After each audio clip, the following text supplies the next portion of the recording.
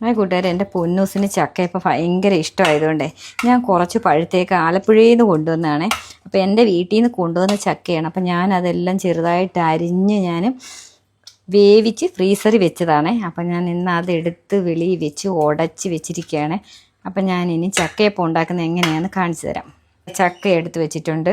ചക്കയപ്പം ഉണ്ടാക്കാൻ വേണ്ടി ഞാൻ കുറച്ച് ഗോതമ്പൊടി എടുത്ത് വെച്ചിട്ടുണ്ട്, കുറച്ച് തേങ്ങ എടുത്ത് വെച്ചിട്ടുണ്ട്, പിന്നെ ഞാൻ ചുക്ക് എടുത്തിട്ടുണ്ട്, ജീരകം എടുത്തിട്ടുണ്ട്, ഏലക്ക എടുത്തിട്ടുണ്ട്, ശകലം ജാതിക്ക എടുത്തിട്ടുണ്ട്. ഇതൊക്കെ ഇട്ടാലേ ചക്കയപ്പം കൊള്ളാവും.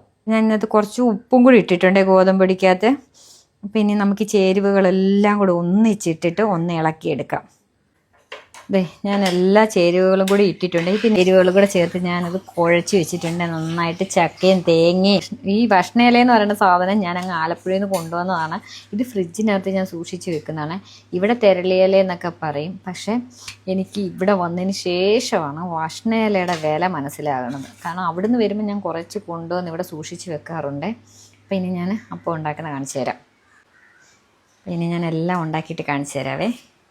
ഇതാ ഞാൻ ഇലയിലാക്കി എല്ലാം അപ്പച്ചെമ്പിൽ വെച്ചിട്ടുണ്ട്. അപ്പോൾ ഇനി ഞാനിത് വെന്തിട്ട് കാണിച്ചു തരാവേ. ഇന്നത്തെ ചക്കയപ്പം റെഡി ആയിട്ടുണ്ട്. അപ്പോൾ ഇന്നത്തെ വീഡിയോ ഇത്രയേ ഉള്ളേ. അപ്പം നിങ്ങൾക്ക് എൻ്റെ വീഡിയോ ഇഷ്ടപ്പെട്ട എല്ലാവരും എന്നെ സപ്പോർട്ട് ചെയ്യണം. ബൈ.